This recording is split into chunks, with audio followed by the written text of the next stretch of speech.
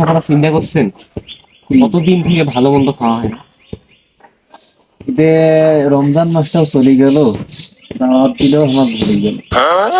এটা যে কি ব্যাপার, এলাকার লোক যে কি হয়েছে আমি স্কুলে পাইনি। আমি সিঁড়ি চিন্তা করতেছি, আজ একটা শুক্রবার, তাও দাওয়াত নেই। কথা, চিনতে আসতেছি না। প্রত্যেকদিন আমাদের বছরে কিছু দাওয়াত আইসি। আচ্ছা দেখি কিছুক্ষণ বহি থেকে রাস্তার মধ্যে। কি করবে? আসসালামু আলাইকুম। ওয়ালাইকুম আসসালাম। ভালো আছেন? হ্যাঁ আছি আলহামদুলিল্লাহ। কি অবস্থা আপনার? এই তো আলহামদুলিল্লাহ। আজকে দুপুরবেলা আপনাদের আমাদের বাড়ির দাওয়াত, দুই হুজুরের একদম। দুই হাজার একদিন যাবো করবে? জি, আচ্ছা সমস্যা নেই, যাবো আমি।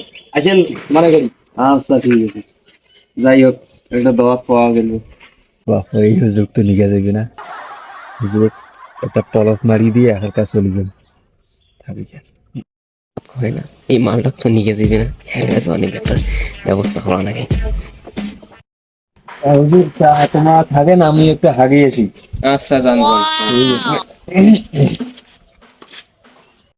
এটা তো সরি গেল, এই সুযোগে সব ব্যবহার করা লাগবে, দিয়ে দাওয়াত খেয়ে আসি।